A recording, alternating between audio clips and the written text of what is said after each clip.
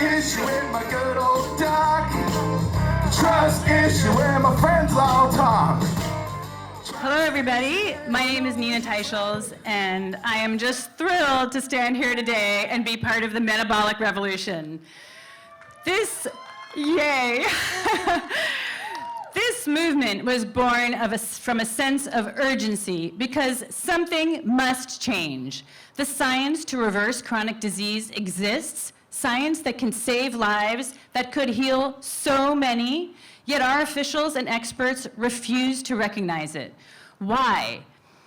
We are not here to be silent. We are here to raise our voices, to sing, to drum, to march, to hold hands, to make sure that we are heard.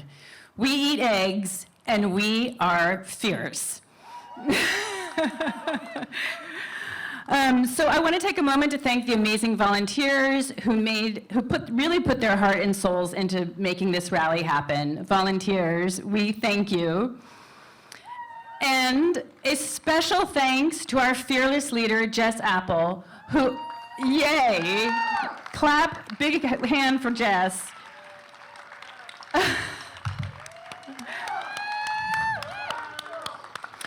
Who only a few months ago hatched the idea for this rally and has worked tirelessly to make it happen. Jess, we thank you.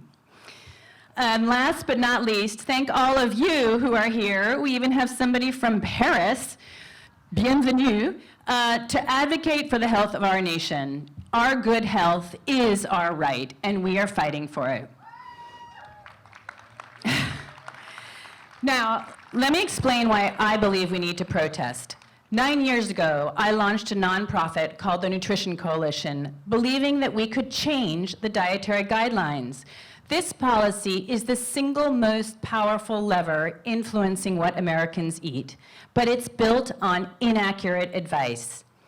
They tell us to limit saturated fats and instead eat 5.5 teaspoons of seed oils every day.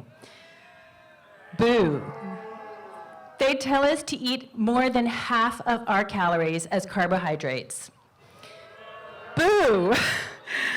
This advice is squarely contradicted by rigorous clinical trials. I thought maybe these USDA officials just didn't know the science. But, ladies and gentlemen, I was naive. So what did I do? I actually met with the Secretary of Agriculture himself. I met with members of Congress, urging them to demand a review of the dietary guidelines process by the National Academies of Sciences, and guess what? They did it. They ultimately allocated $2 million for several reports, and what did those reports say?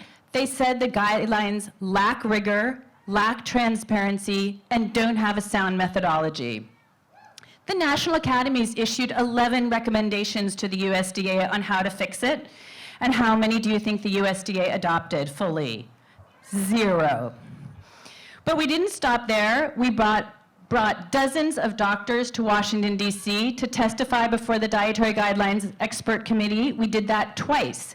We testified about low carbohydrate diets, and guess what? They ignored us. Our beloved, the late Dr. Sarah Hallberg, came to DC, and she led the largest clinical trial on low-carb and diabetes, and she stood before congressional staffers to say, type 2 diabetes is reversible. And you know what? They ignored her too. But we persisted. We got the Guidelines Committee to finally review low-carb studies. That was a win. But what did the committee say? They said that they couldn't find any low-carb studies. This was in 2020, when there were already hundreds of clinical trials, including one whose first author was a member of the Dietary Guideline Committee herself. They couldn't find it. Outrageous. For this current guideline process, we rallied tens of thousands of people to submit comments demanding a review of low-carb diets. We dominated that process, and still there has been no review, and low-carb will once again be ignored. We even got thousands of people to support a bill just to bring whole milk back to school. We presented evidence showing that whole milk is best for children, and still we were ignored.